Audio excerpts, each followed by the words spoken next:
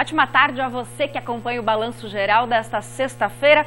Você já fez as contas de quantos pontos a Chapecoense precisa conquistar nesse retorno de campeonato para se manter na Série A do Campeonato Brasileiro?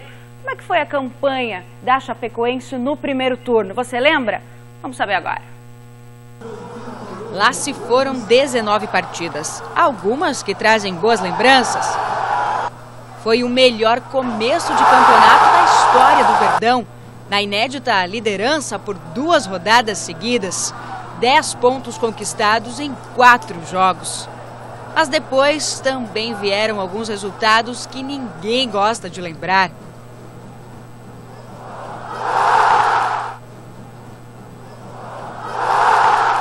Aos poucos, a realidade da Chapecoense mudou e com ela a situação na tabela. Com 6 vitórias, 4 empates e 9 derrotas, algumas diante do torcedor. Aliás, o aproveitamento em casa não é bom. Em 30 pontos disputados na Arena, o Verdão somou menos da metade, 14. Em 10 jogos, venceu somente 4 aqui. A Chape terminou o primeiro turno com 22 pontos na 16ª colocação. É a mesma pontuação, para se ter como exemplo, do Internacional, que terminou o primeiro turno de 2016 com 22 pontos. No segundo, o Clube Gaúcho venceu apenas 5 jogos e foi rebaixado.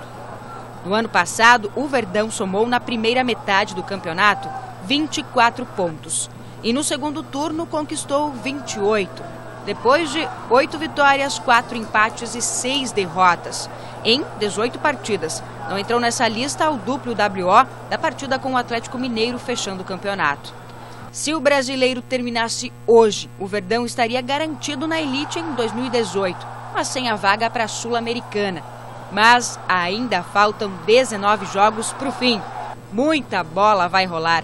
São 57 pontos em disputa, para chegar no número mágico 45, que garantiria a permanência do time na Série A. A Chape precisa somar 23 pontos. Serão 9 jogos em casa, portanto, 27 pontos disputados na Arena Condá. Ou seja, é só fazer o dever de casa.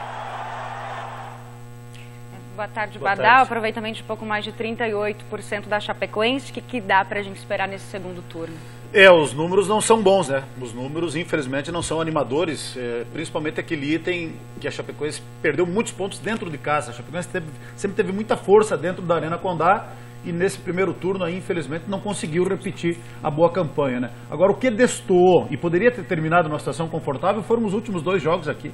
Esses 2 jogos que estão complicando a vida da Chapecoense. Eram 2 jogos que a Chapecoense tinha que ganhar. Do lanterna e rebaixado Atlético de Goiás e também do Bahia, que são 2 concorrentes diretos, né? Se tivesse vencido os 2 jogos, iria a 28 pontos e estaria numa situação muito tranquila, muito confortável. Não venceu, não fez o dever de casa. De 9 pontos dos últimos 3 jogos somou apenas 1, por isso que está nessa situação difícil. Então vai ter que encontrar forças, para reagir, né, e voltar, né, a ter uma situação tranquila.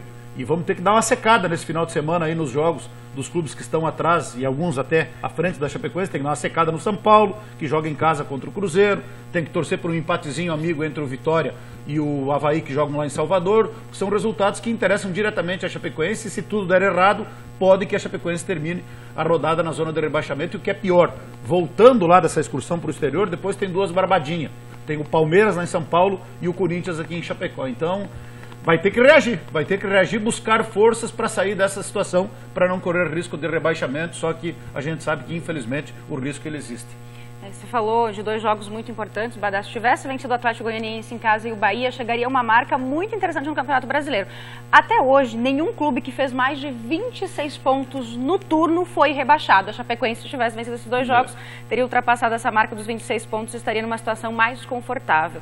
Mas uma notícia que chega para, quem sabe, animar o torcedor para começar o fim de semana é que um reforço, né, deve estar pintando aqui em Chapecó neste fim de semana para realizar os exames médicos e ser apresentado a Chapecoense como substituto do Andrei Giroto. É o Héctor Canteiros, argentino de 28 anos, está vindo emprestado pelo Flamengo. E aí, Badá? O que você acha desse nome? Ele tem um bom currículo, né? Ele tem mais de 80 partidas com a camisa do Flamengo, por 2 temporadas. Estava no Vélez Sarsfield lá da Argentina, já jogou na seleção argentina. Foi muito elogiado em determinado momento pelo Ronaldinho Gaúcho, inclusive numa partida que eles disputaram entre eles. Então, é um jogador que tem um bom currículo, tem 28 anos, né? Volante, não é aquele volantão, não é o primeiro volante. É um jogador que vem para substituir o André Giroto. E aí eu acho que se ele puder repetir aqui aquilo que a gente viu ele jogar no Flamengo, é um jogador que pode ser muito útil. E não para por aí. Outros jogadores também estão sendo contatados, especulados.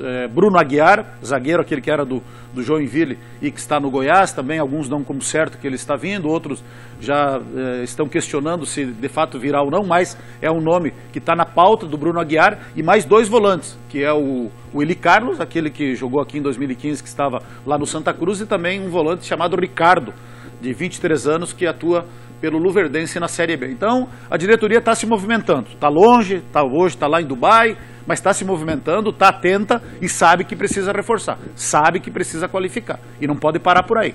Tem que continuar reforçando, porque tem muita coisa pela frente. São 19 jogos para a Chapecoense sair dessa situação bem complicada que se encontra nesse momento. Daqui a pouquinho a gente confere os confrontos que abrem, né, mais uma rodada do Campeonato Brasileiro, rodada que abre o retorno do campeonato. E tem uma campanha em especial nesse primeiro turno que chama a atenção de muita gente, do líder Corinthians. Quando um time chega a 34 jogos sem perder no ano, é o que mesmo? É surpreendente, né? É muito surpreendente. E quando completa 19 rodadas de forma invicta, um turno inteiro de Brasileirão. É espetacular, né? Imaginou uma campanha dela? Campeão invicto vai ser esse ano. Primeiro turno invicto vai ser campeão invicto. Tem certeza? Absoluta. Já dá pra dizer então que o título tá na mão do Corinthians, certo? Não tá na mão do Corinthians. Ele tá próximo, mas não tá na mão do Corinthians. Esse é o matemático Tristão Garcia, um especialista em cálculos no futebol. Segundo ele, o Timão hoje, com 47 pontos na metade do campeonato, já tem 76% de chances de ser campeão.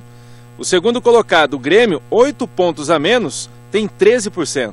Essa vantagem deu ao Corinthians o privilégio de poder dar uma olhadinha lá para trás, ó, e ainda não se sentir ameaçado pelo segundo colocado, hein? Mas, ó, matemática não garante título, não. Hein? Não garante, mas ela ajuda o Corinthians a se preparar para mais uma conquista. Na teoria, para o Corinthians pôr a mão na taça, bastam 81 pontos no total, como tem sido os últimos campeões. Para chegar a 81, o time precisa de mais 34 pontos. Bastariam 11 vitórias e um empate para o Corinthians ser o campeão brasileiro de 2017. Estou muito surpreso, estou muito feliz. E os corintianos, Carilli, muito mais. É nóis, Corinthians! Vai, Corinthians! Siga o líder! É nóis! Tá, e o Corinthians tem a melhor campanha de primeiro turno da era, né? Dos pontos corridos. Tem a melhor defesa, o segundo melhor ataque. Vai ser difícil parar esse Corinthians. Vamos conferir então quais são os confrontos dessa rodada do Campeonato Brasileiro, que começa com 2 jogos amanhã. Atlético Goianiense e Coritiba, às 4 horas da tarde, se enfrentam no Olímpico. Aí o jogo do sábado já é às 7 horas da noite, fora de casa, o Avaí encara o Vitória. E aí no domingo de manhã já temos São Paulo e Cruzeiro, esse jogo no Morumbi, 11 horas da manhã, jogo importante para os chapecoenses secarem, né? Às 4 horas da tarde tem Vasco e Palmeiras, Atlético Mineiro e Flamengo se enfrentam no Independência, lá em Minas Gerais, às 4 horas da tarde também, tem Sport e Ponte Preta, lá na Ilha do Retiro. Botafogo e Grêmio, aí já é uma prévia, né, das quartas de final da Libertadores, às 7 horas da noite no domingo. Botafogo, que se classificou ontem à noite, será o adversário do Grêmio nas quartas de final da Libertadores. Jogo de domingo também, 7 horas da noite, na Arena da Baixada, Atlético Paranaense e Bahia. Já na segunda-feira, então, às 8 horas da noite, teremos Santos e Fluminense.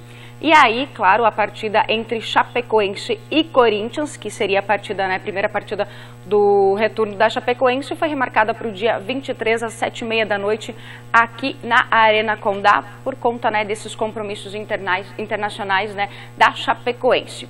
Bom, e agora a gente fala, já que a gente falou muito dos números desse Campeonato Brasileiro da Série A, vamos falar também dos números do Campeonato Brasileiro da Série B, porque o Tristão, que é matemático, também fez lá as contas para saber quantos pontos o Inter ainda precisa para voltar à elite do futebol nacional. 13 gols sofridos em 19 jogos. Bons números colorados, tão bons que isso configura a melhor defesa da Série B. Um sistema defensivo sólido é fundamental para dar estabilidade ao time. A gente sabia que a gente confiava muito no nosso trabalho, né? Não era porque a gente não vinha ganhando que o trabalho não estava sendo bem feito. A gente batia nessa tecla, né? Que a gente estava fazendo um trabalho bem feito. Às vezes no jogo não estava acontecendo, mas durante a semana a gente estava fazendo as coisas corretamente. O Inter se recuperou e agora está na vice-liderança da competição com 33 pontos. Buscando a 4ª vitória consecutiva frente ao Londrina, o Colorado já projeta o segundo turno pensando na volta à Série A no ano que vem. Mas tem uma pessoa que entende bastante de futebol e de matemática que está confiante. Ele é Tristão Garcia.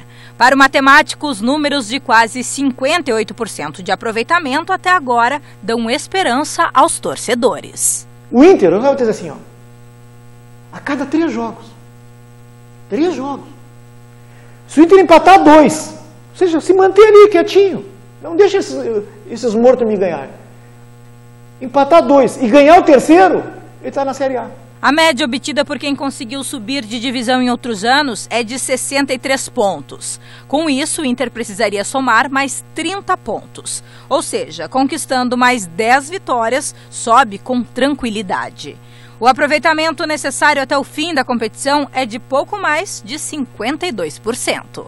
Não tem nenhuma dúvida que o Inter vai subir, mas a chance é 47%. Essa é uma chance calculada, baseada que ele começou muito mal a Série B, né? Mas melhorou, né? Engrenou e deslanchou e certamente vai subir, e eu ainda continuo acreditando muito que, além de subir, vai conquistar o título da Série B do Campeonato Brasileiro, o glorioso Colorado. Só um alerta, gente, conversando com o pessoal da Chapecoense Futsal, com o Ricardo Reck, o mister, que é supervisor da equipe, algumas pessoas estão se fazendo passar por jogadores do Sub-20 da Chapecoense Futsal para ir buscar patrocínio.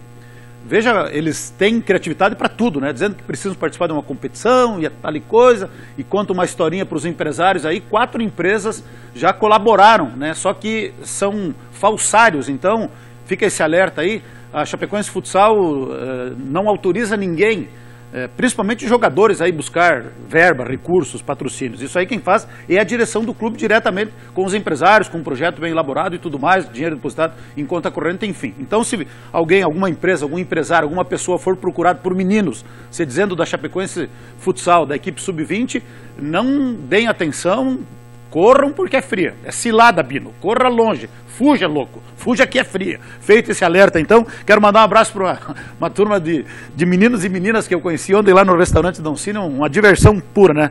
Pura alegria. O Eduardo, um abraço. Maria Luísa, a coisa mais querida do mundo. Para o seu Arthur, para a Andressa, para a Jenny e para o Lucas. E também um abraço especial para o menino Bernardo, que é filho da Jô e do Adriano lá do Dom Cine. Um abraço para toda a turma lá. Esses meninos aí fizeram muito pela Chapecoense. Muito técnico, muito dirigente, muitos jogadores. Fizeram refeição lá no tempo das vacas magras. Hoje eu estou meio afastado. Hoje tinha uma pequena parceria ali, daí o clube interrompeu a parceria, mas está tudo certo. Segue o baile. Tem o nosso reconhecimento. Valeu. Um grande abraço. Um abraço, até amanhã. Fernandinha. Também, até mais.